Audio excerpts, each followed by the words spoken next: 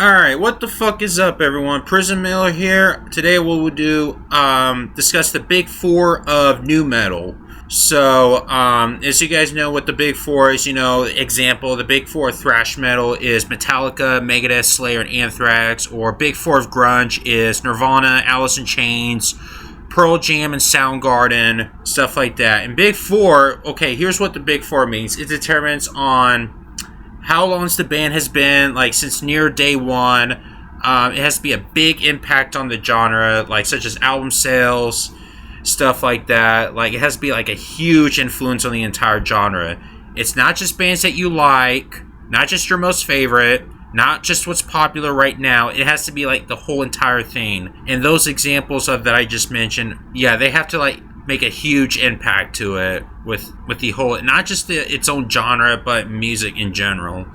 So anyways, here's the big four on what I'm going to list. So the first band I got, and that's not debatable at all, and it has to be Korn. Now, as we know, Korn, they pretty much started this whole genre, with their self-titled album that came out in 1994, and they pretty much gone on throughout. They're probably one of their most consistent nu metal bands, with some falling off from it, with shitty dubstep album like Path of Totality, and it got some industrial moments like albums like See You on the Other Side and stuff like that, but for the most part they're pretty much consistent to their music for the most part. Their album Follow the Leader got huge big hits like Freak on the Leash, Falling Away From Me, From Issues, and even whenever the nu metal has declined, they're still big at it with cuts like Coming Undone, which is a pretty big song they made.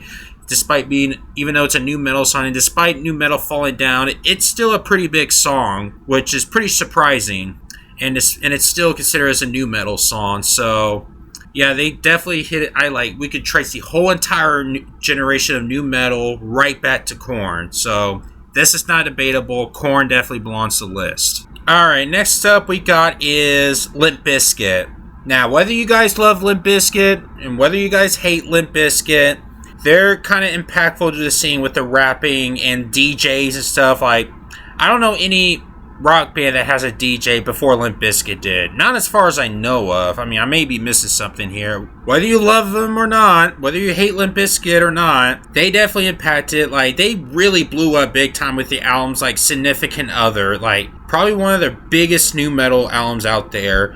And we got tracks like, the big hit, like, they got some of the biggest hits in nu metal, like tracks like Rollin', Break Stuff, Nookie. And yes, they may flop big time with albums like Results May Vary, which the album really did flop big time, which almost caused them to break up at one point.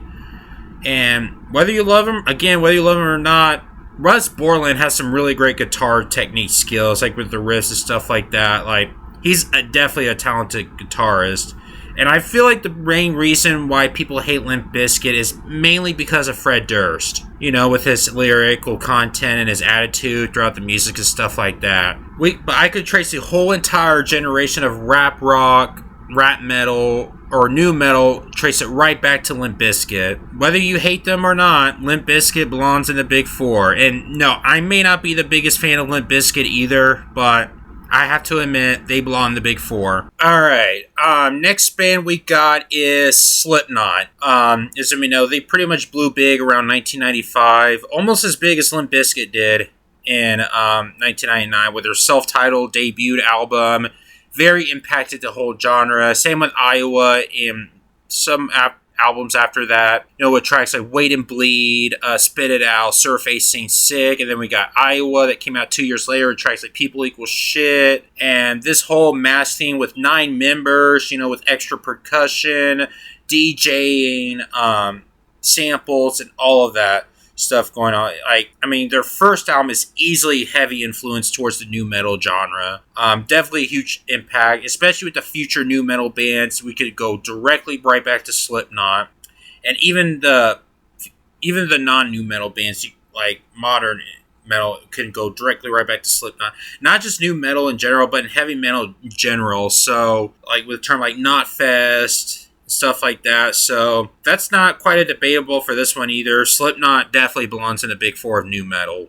Alright, and as for the last pick, if you guys think I'm going to say Linkin Park or System of a Down, well, You're wrong. The last pick I got is Deftones. Just like with Korn, they're one of the first new metal bands that came out. In fact, they were formed before Korn came out, but Korn's debut album came out a year before Deftones' debut album, Adrenaline. As we know, Deftones has a lot of big hits too, like Change and A House of Flies, Be Quiet, Drive Far Away, My Own Summer. They got some pretty big hits too. They definitely huge impacted. Like, we could trace the whole generation of future bands, like with new metal, alternative metal, shoegaze, right back to Deftones. And yes, I know they abandoned that genre after White Pony, and I know many people say, oh, they don't belong here. They haven't been new metal since then, and most of it hasn't been since then. I'm gonna be honest, that's actually quite irrelevant, and that's kind of stupid to say, that, be honest. That's like saying Metallica shouldn't be in the big four because they haven't been thrashed since Injustice for All. But anyways, I have to put in Deftones because they definitely belong there. They're definitely an influential band. Why I didn't put Linkin Park or System of a Down on here. Now, here's the thing. Yes, I like Linkin Park too. Don't get me wrong. They're a really great band, and yes, they're easily the most popular band in that genre. But here's the thing.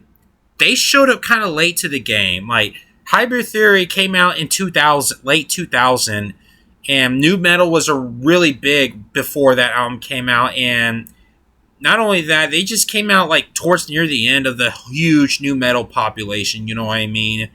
And as for System of a Down, I'm going to be honest with you guys. I'm not really sure if they're really new metal, to be honest with you. Like, I don't really think there are. Like, at least not in the same way Korn is, you know? Like, I know some people may argue about the same thing with Slipknot not being new metal, but I definitely do see the new metal image in Slipknot, especially with their first two albums. They got a lot of new metal stuff into it, but System of a Down, not really. Like, I just don't see it. Like, maybe Sugar or Chop Suey, but just a little few songs that kind of has a bit of new metal of it, but like over like 98% of the stuff is not new metal, so that's why I don't clarify them as new metal. But yeah, System of a Down's a great band, don't get me wrong, but they're not new metal. Sorry. But anyways, guys, that's pretty much it. I hope you guys enjoy it, and what do you think of this? Do you agree with it? Do you not agree with it? And let me know in the comments. So anyways, guys, that's the video. Hope you enjoyed it, and I'll see you guys next time.